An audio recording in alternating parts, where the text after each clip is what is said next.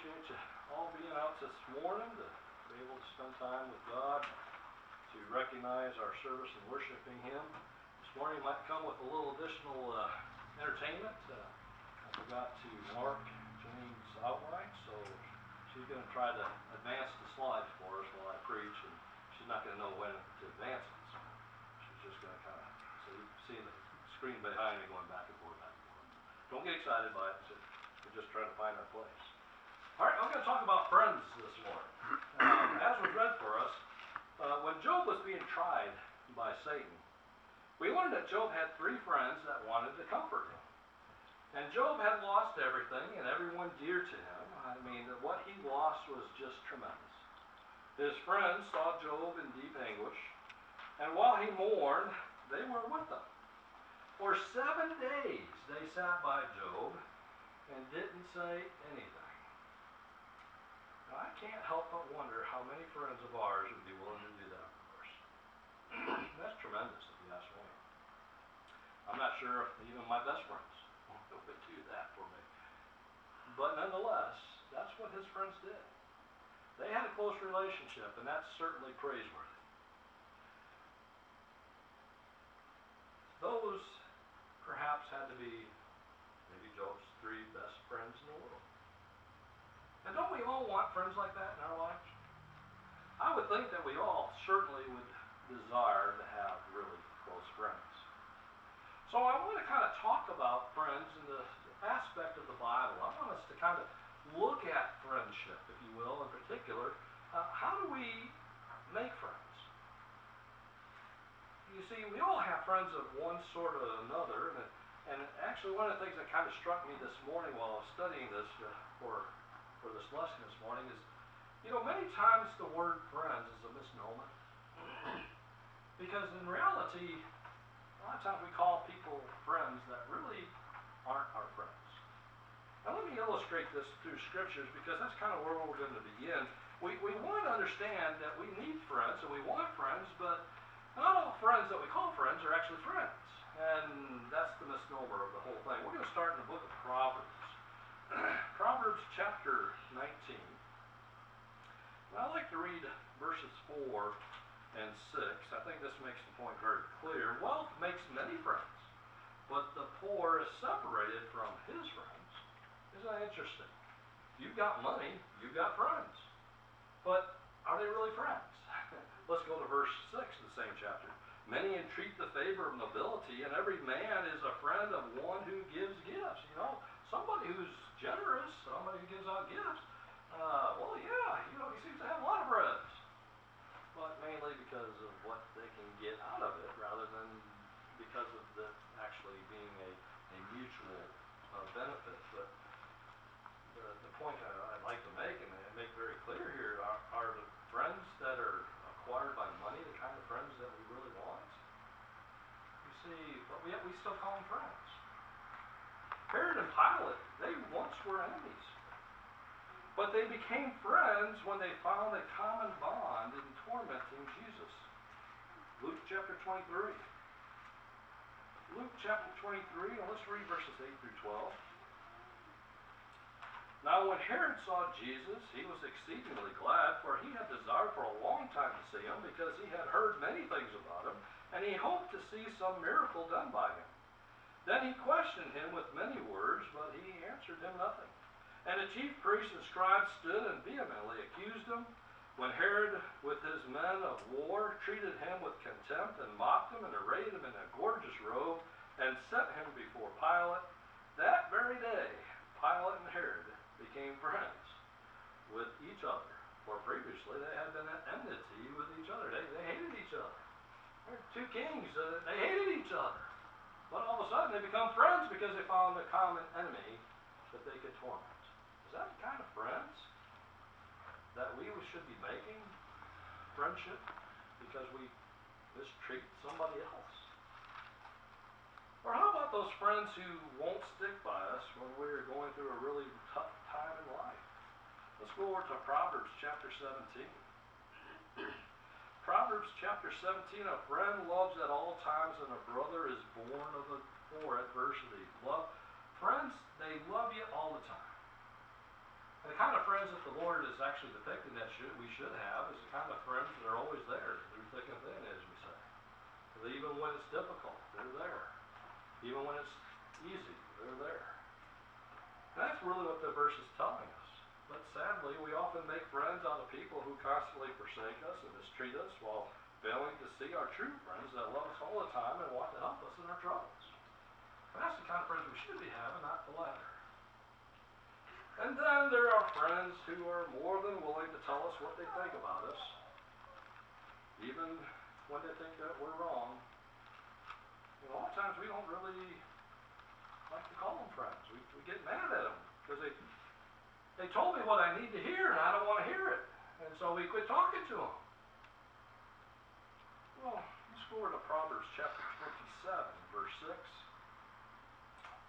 Faithful are the wounds of a friend, but the kisses of an enemy are deceitful. You know, sometimes we need to be a bit more wise to this friendship thing, because in reality, oftentimes, friends are more than willing to tell us what we need to hear. And a lot of times, that's not what we want to hear. You know, so we don't really consider them friends when they're probably the best friends that you actually got in this world. Ones that can actually tell you what you need to hear. Odds are, those are the friends that we really should have kept. So going back to my earlier question, how do I decide who I should be a friend with? Who do I select as a friend? Well, Proverbs actually gives us a very definitive answer, certainly in one area, and that's chapter 22, Proverbs chapter 22, verses 24 and 25. It says, make no friendship with an angry man, and with a furious man do not go, lest you learn his ways and set a snare for your souls. For first and foremost, proverb writer says, certainly do not make a friend with somebody who's angry. And of course, you probably know the kind of personality, an individual who's always mad at the world, mad at everything, everything's upsetting, and he says, don't make friends with that kind of person. The reason being is, as we're going to talk about here in our next point, evil companions corrupt good morals. And, you know, if you pick a bad friend, an evil friend, well, the evilness is going to rub off on you. In fact, that passage is actually found for us, or recorded for us, in 1 Corinthians chapter 15, verse 33. Here it says, do not be deceived, evil companions, or evil company, corrupts good habits, or good morals. And what's interesting, I like the phrase right up front, do not be deceived. Because evil friends corrupt good friends, is what he says. And we have this idea in our minds oftentimes that evil friends, well, yeah, no, they're not the most righteous individuals. They're not the best individual to be with, but you know, they're still friends. Really? And again, kind of that misnomer. We say they're friends, but are they really friends? If they're evil, are they really the kind of friends that we should have? Because many people deceive themselves into thinking that evil people can be good friends. And I think we cause ourselves a lot of hurt when we start thinking that way. You see, friendship with the world puts us at odds with God. That's what James chapter 4 and verse 4 tells us. James chapter 4 and verse 4 says, adulterers and adulteresses, do you not know that friendship with the world is enmity, that is hatred with God? Whoever therefore wants to be a friend of the world makes himself what? An enemy of God. You want to put yourself at odds with God? Make yourself a friend with the world. In other words, don't care as to who you associate with. Don't care as to how you conduct your life. Just kind of put that off to the side. We'll be worshiping or we'll be religious on Sunday, you see. That's not the kind of friends you want to have in this world. You want to have the kind of friends that will help you in life. And we're going to talk about that as well. But, getting back to our point, worldly people, well, they hate God. And worldly people are going to hate us. In fact, let's go over to John chapter 15. John chapter 15 and verse 19.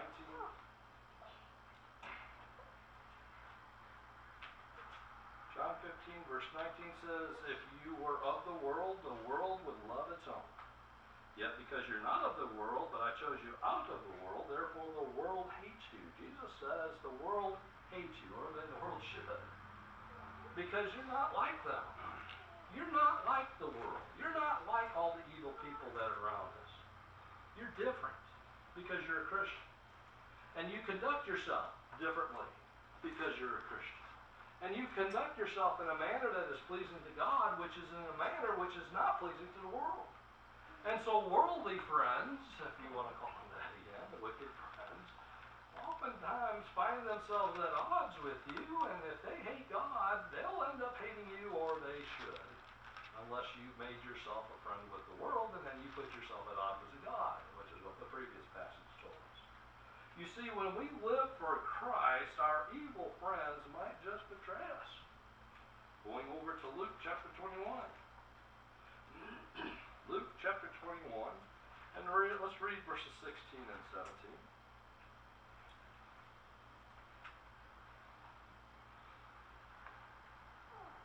You will be betrayed even by parents and brothers and relatives and friends, and they will put some of you to death.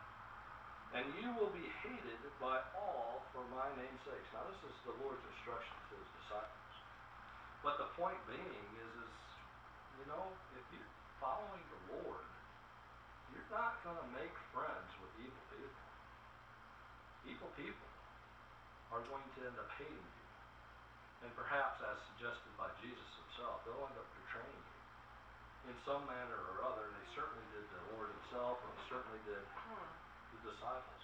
That's why it is that a lot of times when we become Christians, we realize, or should soon realize, that we're at odds with our friends that we used to have. And oftentimes, we have to sever our relationship. And it's a sad thing to have to do that, I understand, but at the same time, it's a necessary thing because oftentimes our friends, our evil friends, will bring us down. There's a passage out of Romans chapter 1, verse 32. I don't have it on the board. But the point I'd like to make is that evil friends want us to be like them. After all, they're our friends, right? So, again, that misnomer. They're our friends, right? And friends kind of want you to be like them, and that's really one of the things that draw people together is the likeness or the commonality between each other. Well, notice what Romans 1:32, after the Lord describes the wickedness of worldly people, he says, who, knowing the righteous judgment of God, that those who practice such things are deserving of death, not only do the same, but also approve of those who practice them. These wicked people not only deserve to die for their sins, if you will, but they do the same, or not only do they do the same, but they approve of those who practice the same things that they do. In other words, that evil companion is immoral is a very valid conversation, a very valid consideration when we talk about friendships and who we should make friends with, because if our friends are with evil individuals, guess what? They're going to draw us away from the Lord. They're not going to strengthen our bonds. And notice when Jesus said, be not deceived, Paul said in 1 Corinthians 15, be not be deceived. We deceive ourselves into thinking, no, it's not that way, Steve. No, it doesn't work that way. I could go and be a friend with anybody I want in this world, and it won't affect me because I'm a super Christian. And it's not going to have an ill effect on me at all. I'm telling you, you're deceiving yourself if you think that way. And you're going to suffer the consequences if you allow it to. We have to allow ourselves to recognize that God knows better than we know. And the reality is that friends have, and evil friends I should say, have a propensity, as described, to draw us away from God, not the other way around. True friends, though, they are worth their weight in gold. And the Bible has a lot to say about good friends, true friends. They will always love, even in adversity. We read that passage out of Proverbs chapter 17, verse 17. That is a true friend, like Job's friends. And granted, Job's friends didn't have a lot of good things to say about Job in his situation. In fact, they assumed that Job was quite a wicked individual since all these bad things happened to him. It wasn't the case. And even though they came to the wrong conclusion, they were still friends, and they talked from their heart. And that's what true friends often do. And they're there when you're at your worst, when you're having the hardest times. Those are good friends. But sometimes, maybe not always properly guided. Good friends, though, they can be trusted for good advice. A good friend, the Lord, when I'm saying good friend, I'm talking about a righteously good friend. They can give good advice. Proverbs chapter 27 and verse 9. Ointment and perfume delight the heart, and the sweetness of a man's friend gives delight by hearty counsel. The hearty counsel is good advice, good instructions. A lot of times we don't think things all the way through, or we don't think it we only think of it from a particular perspective. And sometimes it's nice to have a good friend you can actually turn to, and maybe they're looking at it from a different perspective. Maybe one you haven't even considered. And just because they bring up that advice, that hearty counsel, you might say, ooh, I didn't think about that. Maybe I shouldn't do what I had planned to do. And certainly, it's beneficial. We're going to talk about that here momentarily, but first let's go to Proverbs chapter 27, verse 17. Because a friend sharpens character. A good friend sharpens character. Proverbs 27:17, as iron sharpens iron, so a man sharpens the countenance of his friends. You spend time with somebody and you become better. You play off of each other. You sharpen each other's characters. You help each other through life, and that counsel we talked about. And you can't help but become better when you have a good friend. And they help you, and I hope that everybody understands that friends are extremely valuable. Despite what we've talked about as far as evil friends, but a true friend, a righteous friend, you couldn't ask for better. And most of us end up marrying our righteous friends, if you will, our best friends in life, because that's the kind of people we want to be with all the days of our life. Kind of going back to the earlier thought about how friends are there even during adversity, let's go to Acts chapter 19.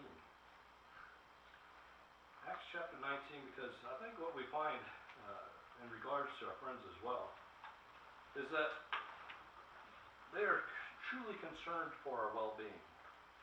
And a lot of times, how you doing? I'm fine, going away. I had a foreign exchange student was with me and kept for a while, and she'd always say, well, why do you guys say or ask, well, how are you doing? And you really don't want to know. How are you doing? Oh, good, bye, see you. She felt like that was rude. Americans, always asking how you feel, and they don't want to listen to you talk about yourself. Well, that's really a good point, because that's kind of how friends are made. Friends are the kind of individuals who really don't just, pay a trifling to your concerns or your feelings, but they actually are concerned. And a certain situation comes up, as we already talked about, adversity hops up, and maybe you're not thinking of the perspective that your friend is thinking of. And this actually kind of concerned Paul in Acts chapter 19. Let's go to verses 30 and 31. And when Paul wanted to go to the people, the disciples would not allow him. Then some of the officials of Asia, who were his friends, sent to him, pleading that he would not venture into the theater. It's kind of like, well, why? Well, because they were out to blood. And Paul wasn't thinking that they were going to kill him. He wasn't thinking that they were hostile. He knew that there was turmoil. He knew there was trouble, but he wasn't thinking from the same perspective that his friends were thinking. And his friends were concerned for him. And they didn't want him to get hurt, and so they encouraged him and begged him, don't go there. And actually his friends won out. Paul changed his mind and recognized that maybe they're right. Maybe I shouldn't be going in there to such a hostile atmosphere, because I could end up getting into a lot of trouble and a lot of hurt. Well, there is a friend who is all those things that we talked about this morning and more. And that friend gave his life for us. And oftentimes we don't think of him as our friend. We disconnect from him as our friends because we don't see him on a daily basis. Now we should. We should be opening our Bibles every day and seeing our friend Jesus Christ. But a lot of times we don't bother to open our Bibles. We don't bother to think about that friend who means more to us than all the friends that we have ever had in our lives. Spouses included. John chapter 15, verses 13 through 15. Greater love has no one than this, than to lay down one's life for his friends. For you are my friends if you do whatever I command you. That's No longer do I call you servants, for a servant does not know what his master is doing, but I have called you friends. For all things that I have heard from my Father, I have made known to you. Jesus says he's not only our Savior, but he's our friend. He has made known everything, just like friends would share. They would share their intimates. They would share everything that they know about one another and about what's going on in their life. Jesus has made known to us everything that he wants us to know. And he says, you'll be my friend. And if you keep my commandments, you are my friend. And he's going to treat us as a friend. And we need to recognize that Jesus Christ is our friend. That's not a minor point. Reason being is because our very existence is dependent upon him, and he is our everything. Without his death upon that cross, we would have no chance whatsoever of going to heaven. We would all die in our sins. And he gave his life for us. How many friends do you have are willing or have done that? Now, we talked about military personnel this morning and how they were willing to give their lives. I saw a bumper sticker that says something like Jesus Christ and veterans are the only two groups of people who are willing to give their life for somebody they don't know. Yeah, good point. Jesus gave his life for everybody. For everybody. Folks, think about what that means. He's already paid the ultimate sacrifice for you. Done it already. Gave his life so that you could go to heaven. He has shared with you everything you need to know to get to heaven. He hasn't left anything out. He's a very intimate friend. He has told us everything that we need to do. And he's given us commands, and he told us just abide by these rules, by these words, by my commands, and you'll have that heavenly home with him. Jesus is that friend who will never leave us nor forsake us.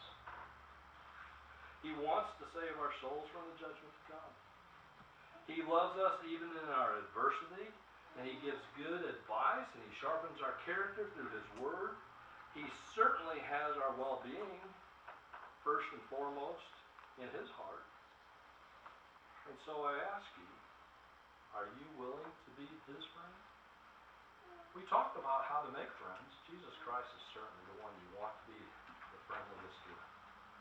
He's the individual that you need to put first and foremost in your life. Even before your friends in this world. Even before your spouse.